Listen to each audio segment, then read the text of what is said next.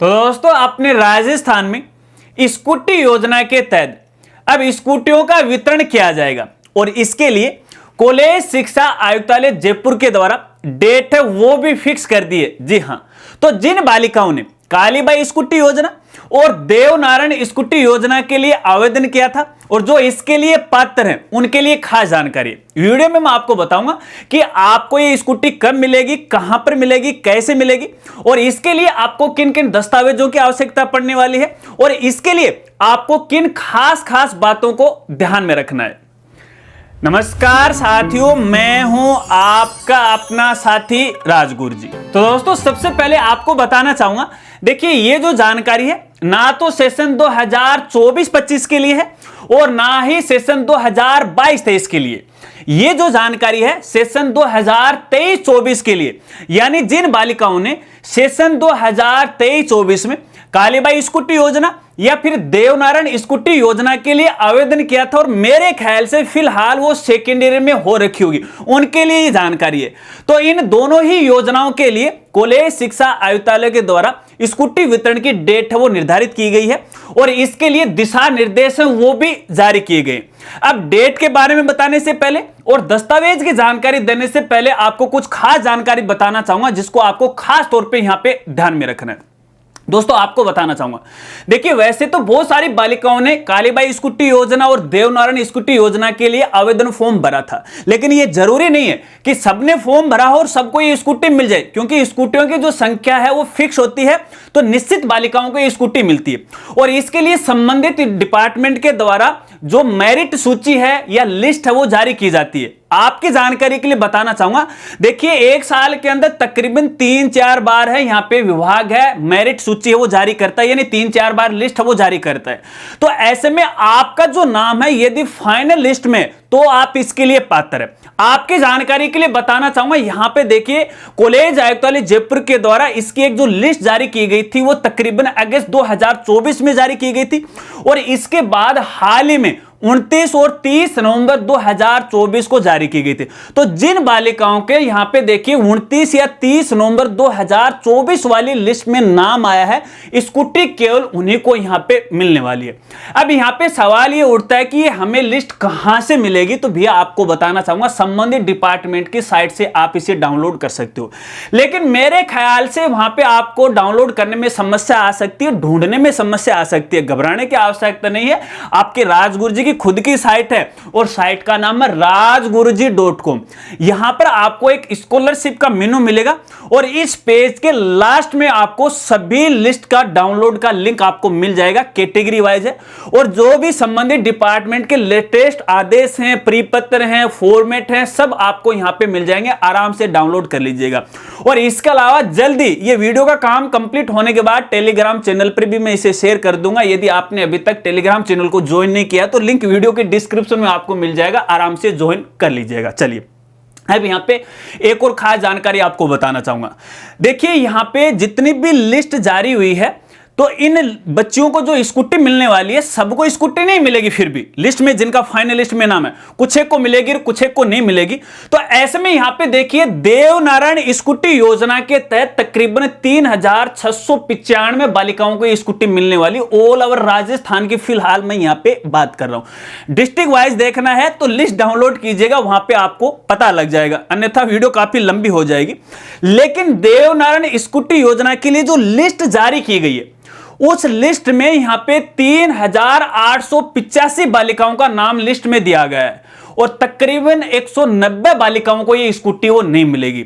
अब नहीं मिलने का कारण ये हो सकता है कि या तो उस बालिका ने किसी दूसरी स्कॉलरशिप के लिए आवेदन किया होगा जो स्कॉलरशिप उनको मिल गई होगी, या फिर ऐसा भी हो सकता है कि लास्ट ईयर पहले भी है उनको ये स्कूटी इस योजना के तहत मिली होगी तो दोबारा उनको ये स्कूटी नहीं मिलेगी, दोबारा केवल यहां पे पुरस्कार की जो राशि है ना वही यहां पे वो मिलने वाली है। इस तरह से यहां पे 190 बालिकाओं को स्कूटी नहीं मिलेगी।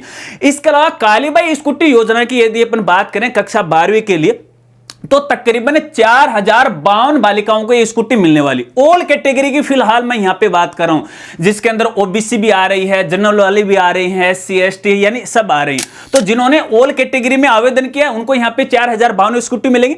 इसके अलावा स्पेशल अपनी कैटेगरी वाइज जिन्होंने यहां पे आवेदन किया SC ST, तो उनके अनुसार मैं आपको यहां पे बता रहा हूं, SC वालों के लिए 2463 है कक्षा 12वीं के लिए, ST वालों के लिए 425 है और ST वालों के लिए 1231 है कक्षा 10वीं के लिए, 425 12वीं के लिए है। और जो माइनॉरिटी हैं उनके लिए 113 है कक्षा 12वीं के लिए।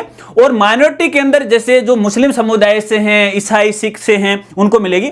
और इस लिस्ट में केवल एक ईसाई बालिका को है यहां पे स्कूटी मिलने वाली केवल, बाकी अलग अलग कैटेगरी दी गई है। और ईबीसी कैटेगरी उनको 1350 है और घुमंतु अर्ध घुमंतु कैटेगरी से जिन्होंने आवेदन किया उनको कुल 90 यहां पे स्कूटी मिलने वाली है।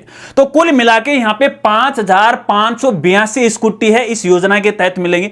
अगर अपन टोटल स्कूटियों की बात करें, देवनारायण स्कूटी योजना है ऑल कैटेगरी की और अभी आपको मैंने यहां पे SC ST की बताई, तो तकरीबन 13,329 स्कूटियां मिलने वाली। लेकिन यहां पे एक बात है मुझे सोचने को मजबूर कर दी है। डेटा मैंने आपको इसलिए बताया क्योंकि अपने राजस्थान के अंदर ऑल ओवर राजस्थान में कुल 20,000 स्कूटियां मिलनी थी।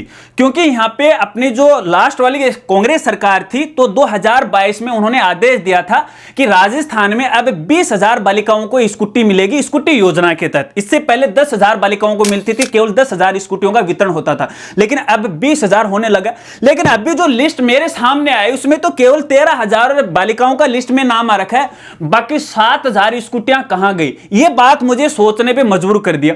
और 2022 के बाद इस तरह से कोई आदेश तो मुझे देखिए देखने को नहीं मिला। हो सकता है कि बाद में इनकी स्कूटियों की संख्या कम कर दी हो या फिर बढ़ा दी हो, ऐसा कोई आदेश मुझे नहीं मिला।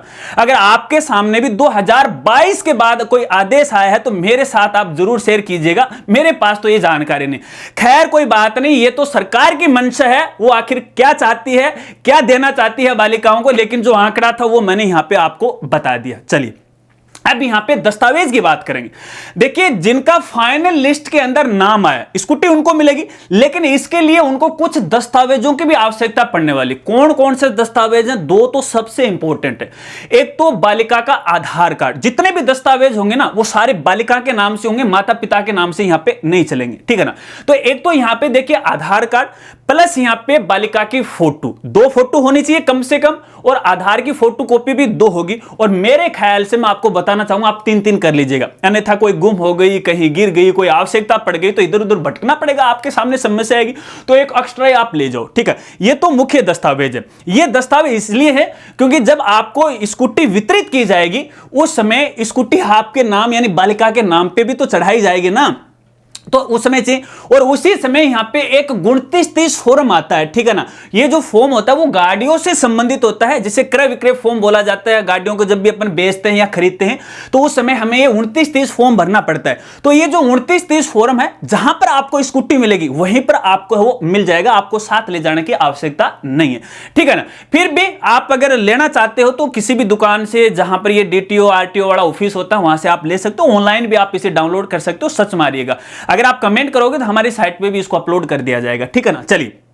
इसके अलावा यहां पे देखिए ऑनलाइन आवेदन के समय आपने जो जो दस्तावेज अपलोड किए थे वो सारे दस्तावेज आपको यहां पे लेके जाने हैं। जैसे 10वीं 12वीं की मार्कशीट है, आय प्रमाण पत्र है, जाति प्रमाण पत्र है, मूल निवास प्रमाण पत्र है, जन आधार कार्ड है, ठीक है ना, और आपका बैंक खाते की जो पासबुक है।